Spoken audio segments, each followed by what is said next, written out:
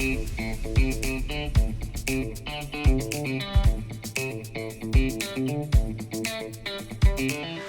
to the show. I'm El-Khoury, and it's my pleasure today to welcome Dr. Jason Park, Professor of Pathology at UT Southwestern Medical Center, and also Editor-in-Chief of the journal Clinical Chemistry.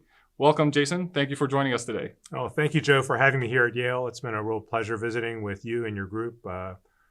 Quite a lot to see here, and a lot of innovative stuff you guys are doing. Thank you. Absolutely happy to have you. So today we're going to focus on, first part is what's new with the journal. You've started as an editor since January 2023, at least officially, and curious to see what are some of the changes that you've already implemented and what do we have to look forward to with the more to come. Sure. So going back to about a year ago, I was fortunate to get the call and learn that I had been selected to become the editor-in-chief to succeed Nader Rafai. And that led to about a year's period of planning, for this, how the journal would look, how would we transition. I was very fortunate because Nader was there throughout the entire transition period, advising us. And then I was very fortunate that Linnea Baldwin from the Mayo Clinic and Ian Young from Northern Ireland, that they both were willing to become deputy editors of the journal. And starting about the middle of 2022 was when we started handling articles of our own for this first issue that just came out in January 2023.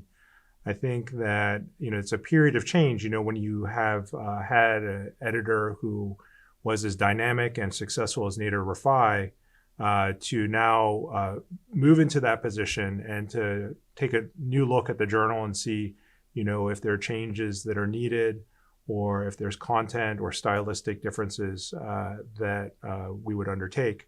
I think overall, the look and feel of the journal is very similar. I mean, we made some cosmetic changes. We decided to forego having a graphic on each cover issue, and we've moved more towards a table of contents so that readers can quickly see what the articles are and who the authors of those articles are in each issue. But by and large, the content has stayed fairly similar. One thing we've added to the cover is a tagline that says evolutions in clinical chemistry, evolutions in laboratory medicine, sorry. To emphasize that definitely the roots of this journal and the continuing vitality of its content is clinical chemistry, the practice of clinical chemistry. But the fruits of clinical chemistry are the overall practice of laboratory medicine. Everything that goes on in hospital testing, patient testing, near patient testing. And so we wanted to just reemphasize that this is what the journal has been, certainly publishing for the last 30 years, everything from molecular diagnostics to microbiology to, the latest findings for COVID-19 over the last couple of years.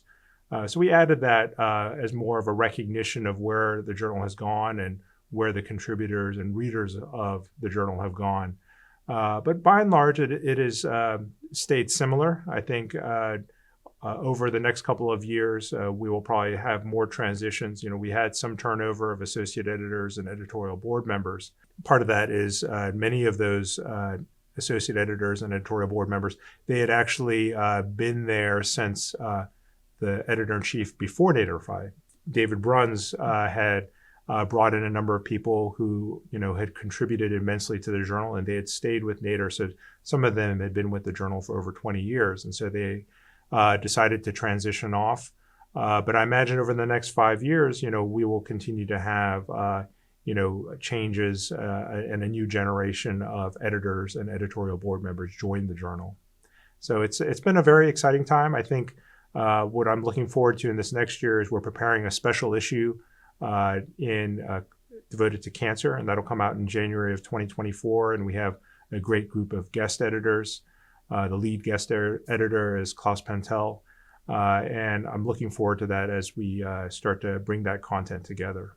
Oh, excellent. And I know a big challenge that all journals are having to deal with right now is ChatBot AI, like ChatGPT. So I'm very curious to know if the editorial board has taken an official position, or unofficial at least, where this is going in terms of allowing or not allowing, on how and why ChatGPT use in articles submitted to clinical chemistry?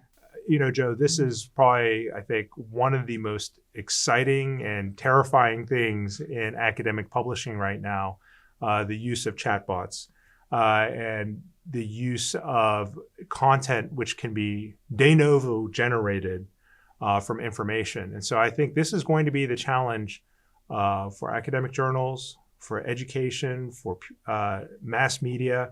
This will be the new challenge and opportunity for the next 10 years. Now, clinical chemistry does not have an official position yet. And we've thought about this a lot, but it seems to be changing quite rapidly right now in terms of, who is making content. And, certainly, I don't want to be restrictive. I don't think we're going to end up saying that no content can be created from chatbots. So there's no way to police that. Certainly, there are tools that are being created, and that may exist. And who knows? Maybe a year from now, we would say that in the same way we use software to look for plagiarism detection, maybe we would also try to identify the use of AI-generated content in the journal. But I think more importantly, we have two schools of thought right now, and this goes not just for the journal, but I think for educators. I've heard this. In my kids' school, I talked recently to my daughter's middle school principal, and she was very enlightened. She said to me, we can't control this content. This is the way these kids are going to be living in the world. And so her idea was, we have to accommodate this in the same way that, many of us accommodated the rise of search engines about 20 years ago. There was this way you taught and tested people before search engines. And there was a new way. You certainly stopped doing these short answer essays to send home when search engines arrived. And so now we're going to have to elevate ourselves to another level where in education and in journals, what is defined as original content. So I would say among the editors I've talked to in the journal, there are basically two camps of thought. One is, as you said, this is equivalent to plagiarism, and we should make authors sign statements that they never use this. In another camp, they say, well, maybe this is just another tool like grammar check. Maybe this is a sophisticated tool that authors can use to more quickly generate content. And I think it'll probably be that we're somewhere in the middle of that. A way that someone explained it to me in terms of being in favor of the use of these type of chatbots that will generate content is they said, well, when you generate this content, it's not plagiarism in the sense that you can't find that assemblage of words elsewhere in the literature or elsewhere in the internet. And so it's not strictly speaking traditional plagiarism. So I think we have to think about this carefully. I think at the very least, what I foresee, predictions are always kind of murky, but what I foresee is we'll probably have authors declare whether or not they've used a tool like this.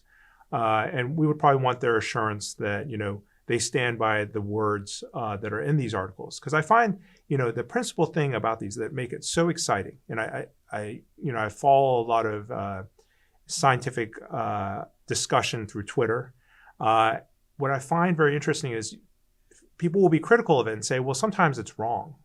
And I think that in and of itself is not an obstacle. I think we've seen over the last couple of years that just because something may be incorrect, it doesn't mean that people don't find it attractive, whether it's an idea or a news story. But as an academic journal, these things can be generated and maybe they'll be more fluent and more elegant and easier to read. But we have to make sure that the content is correct. And so we still have a principal role in an academic journal to do peer review and make sure that no matter how that content is generated, that at the end of the day, that information is as true and as, the conclusions are justified for original research that is published in our journal. Oh, excellent. I'm looking forward to seeing what position the journal will officially take that would open it up. And to the point you're raising, I've used things like also Grammarly, primarily in that role, where to help with sometimes the language, especially as somebody whose English is not the first language. So it's very helpful to kind of refine and have some of these tools available to help that. And ultimately, hopefully, the authors will ultimately be claiming ownership of that. And so it's important to state, like, a lot of journals are also saying ChatGPT cannot be an author. And I'm curious if you agree with that as well. And like, yeah, at least we should not be submitting ChatGPT an author. It's more as a tool. I mean, that is a great point. I think that definitely authors should not include software as an author. I mean, at the end of the day, it's extremely powerful software, but it is software. And so it shouldn't be given an author byline. That's my personal view. And that's probably, if we were to receive an article today to the journal, we would probably ask the authors to remove the software as an author. But that being said, I've certainly seen calls for manuscripts from other journals, from major publishers, academic journals, that have called for articles that a requirement is that ChatGPT is an author. So I think, this is not a decided issue yet. I have my own opinion, and I think that it's based on, the traditional role and, all the responsibilities we give to an author. And that I don't think will change for our particular journal, but there's, a lot going on out there. And I think that over the next year or two, we certainly will see scientific journals and major news sources that devote more resources to these types of, semi-automated content creation software platforms. Oh, thank you. And finally, kind of getting some input for some of our younger audience who are early in their careers as laboratory scientists. Do you have any advice you'd offer them from your own background in the field that would be helpful to them going forward? Sure. I think that, my personal view is that for people really early in their career, I feel strongly that, you want to prepare for what the future is going to look like.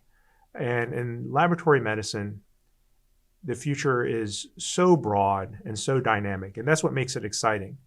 But how do you prepare yourself for a future you can't see yet? The one thing that can be guaranteed is that clinical chemistry and laboratory medicine as currently practiced is not what it's going to look like 20 years from now.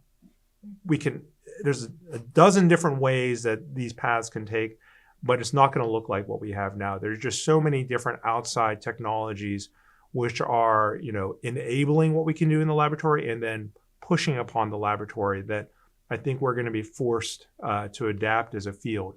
And so I think getting a very strong foundation, whether that's in the training period, learning really well what exists now and what has stood the test of time. For clinical chemistry, that's going to be basic rules of how do you validate a test, what makes for, a useful clinical test, and how do you provide, care for patient and service to an institution. So some of those basic things you want to learn really well, but you want to keep an eye towards the future. You want to be able to say, what could I do that will give me opportunities in the future? How will I be flexible?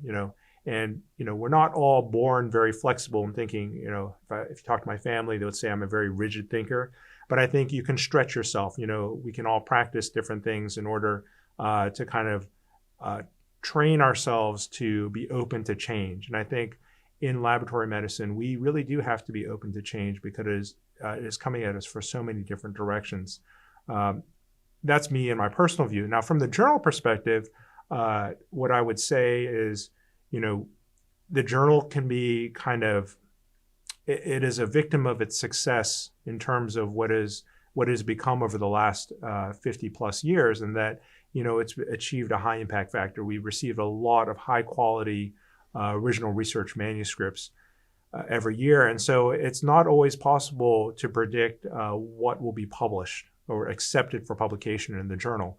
Myself, in the last 10 years, only a small minority of my original research submissions to the journal were ever published. There were many other that were rejected very politely by Nader and the other editors. And I appreciate that kind of feedback. So first, don't be discouraged if you're trying to publish in clinical chemistry, And second is, if you want to be involved in the journal, we're not a monolith. We're people, we're part of the association. And I would ask people if they're really interested and they have research projects that they're involved in, to talk to myself or the other editors to see where their work could fit in, and to talk about what would be in that field of research that would fit where the journal is going, and to have those dialogues and not just assemble the research project and then submit it to the journal without thinking of the context of what else is being published in the journal. One way of doing that is, of course, reading the journal as it comes out each month, but that's a lot of content. But at least doing a targeted look at the journal in your field of research to really see where it fits into in terms of the history of the journal, the recent history of the journal. But yes, I think there are many opportunities for young individuals in training or they're in the early part of their career to be involved in clinical chemistry and the journal as well as the profession. And I think it's a very exciting time. Excellent. Dr. Jason Park, thank you for your insights. And everyone, thank you for watching.